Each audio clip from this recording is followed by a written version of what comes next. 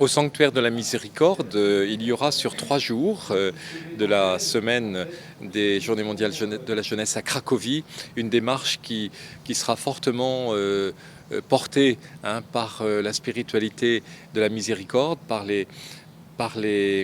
le message du pape François sur la miséricorde, et on passera la porte sainte de la miséricorde dans ce sanctuaire de la miséricorde à Cracovie. Ce sera très échelonné, mais on partira dans la ville, je crois, et on aboutira et on arrivera à ce sanctuaire groupe par groupe. Il y aura évidemment, ce sera un flux ininterrompu. Le message de la miséricorde, il est d'actualité pour dissiper un malentendu, à savoir que la vie chrétienne serait réservée à des gens très bien, à des gens qui sont toujours à 100% ou au top dans leur vie personnelle ou dans leur vie religieuse. Non, la vie chrétienne, c'est la présence toujours offerte du Christ dans nos blessures, dans nos temps éprouvés. Et les jeunes ont des difficultés, ils ont tout à bâtir en même temps, leur vie affective, leur vie professionnelle, leur vie de relation, leur vie intellectuelle. Ils ont tout à construire et parfois ils se prennent des coups. Et c'est pour des croyants.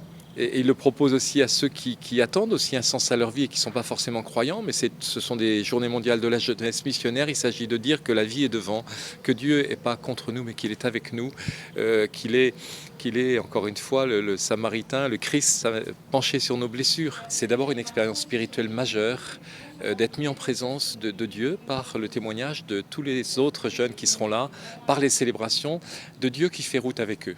Même quand c'est plus dur, même quand ça ne va pas, même quand c'est éprouvant. Je disais tout à l'heure, Dieu qui fait route, même dans nos déroutes. La miséricorde.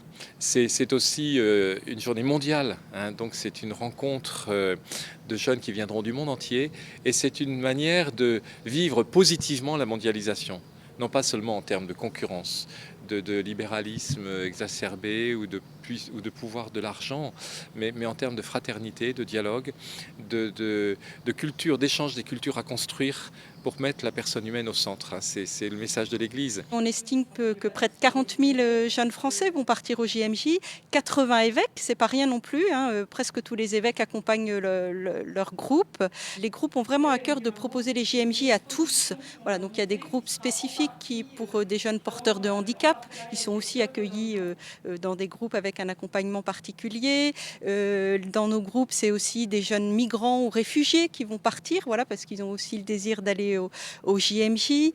Une variété de jeunes, voilà, je crois que c'est important, et une attention justement, ceux qui s'impliquent le plus, c'est normal, et qui sont vraiment dans l'organisation depuis longtemps, c'est le noyau dur, souvent des jeunes qui ont déjà vécu les JMJ et qui se disent cette fois-ci je vais m'impliquer pour le proposer aux autres. Aujourd'hui, c'est très chouette parce qu'on voit que ça devient de plus en plus concret.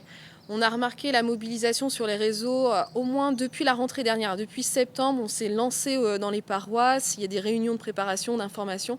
Et là, on est dans les derniers détails.